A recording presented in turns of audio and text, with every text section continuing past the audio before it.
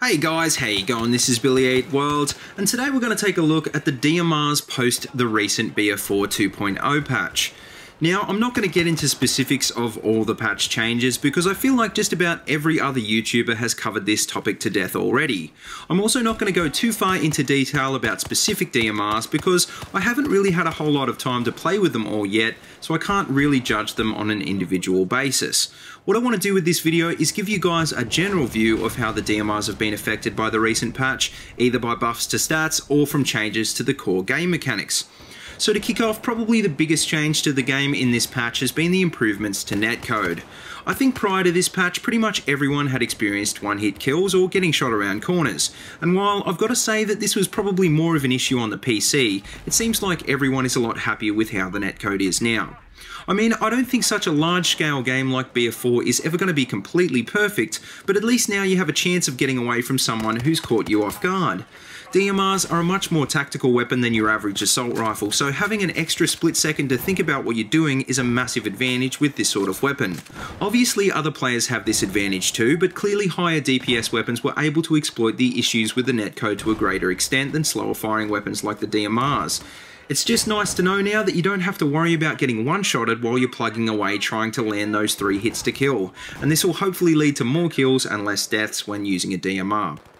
Now, another great improvement to game mechanics that drastically helps out the longer range weapons is the reduction of visual recoil. Basically, pre-patch, your reticle would jump around as you fired your weapon, and particularly with the higher recoil DMRs like the M39, this could throw you off a fair bit. Obviously, any change that makes a DMR more accurate is going to be a massive buff, and while I didn't think it was terribly hard to keep a DMR on target before the patch, I can really see this helping new players. The only downside to this is that the lack of visual recoil does look a little bit funny, and it's not exactly realistic, but at the end of the day, Battlefield 4 isn't exactly trying to be like Arma, and there is a whole range of other changes that make getting kills more difficult to balance this out.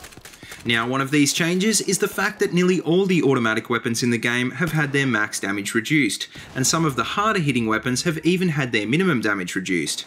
The DMRs, on the other hand, haven't been changed at all, so even though they aren't doing any more damage now than before the patch, they're now doing comparatively more damage than the automatic weapons. This, combined with the fact that you now stand a chance of dodging a surprise attack, means that the DMRs are now a lot more effective, especially in close quarters.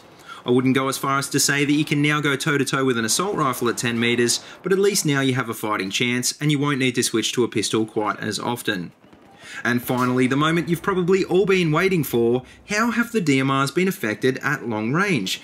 Well, this is where things start to get really interesting because just about all the DMRs have got a massive increase to muzzle velocity, both suppressed and unsuppressed. Some of the DMRs like the Scar H and the Mark 11 have been buffed by almost 100 meters per second, and guns like the M39 and QBU now have a velocity of over 650 meters per second. This seriously improves the ability of the DMRs at long range and eliminates the need to lead well in front of your target, so this will definitely lead to more accurate shooting and more kills, especially with guns that previously fired very slowly like the Scar H SV. Now, the last thing that I should mention in relation to long range accuracy is the changes to the heavy barrel attachment. Prior to this patch, I used to switch back and forth between the heavy barrel and the flash hider on some DMRs because even though the accuracy boost of the heavy barrel was a great bonus, it did increase vertical recoil. This was particularly annoying on the M39, which already has a pretty crazy vertical recoil to begin with, so I don't think I ever truly made up my mind on whether I preferred to run it with a heavy barrel or not. Since the 2.0 patch, the heavy barrel now only affects the vertical recoil by 30% rather than 50%, and while it doesn't improve base accuracy quite as much anymore, it now also reduces spread increase. Anyone who's used a DMR in BF4 would know that spread increase is the biggest enemy of this weapon category, and that it's prevented spamming of these weapons, especially while moving. Now that the heavy barrel addresses this issue, with the addition of a stubby grip, you're looking at a much more effective spam cannon, especially in close quarters. This will probably affect the faster firing DMRs like the M39 and the SKS a lot more than the others, but it is worth mentioning, and if you're like me and you previously weren't sure about the heavy barrel, well, now's a good time to give it another try. But anyway, that just about wraps up this video, and honestly I think this still only scratches the surface of this topic. What I want you guys to do is let me know in the comments what you think of the DMRs post-patch, and let me know which of them you prefer the most now. Also, if you have any other post-patch changes that you'd like me to take a look at in a future video, then let me know as well. And as always, if you like what you see, please remember to like, comment, and subscribe.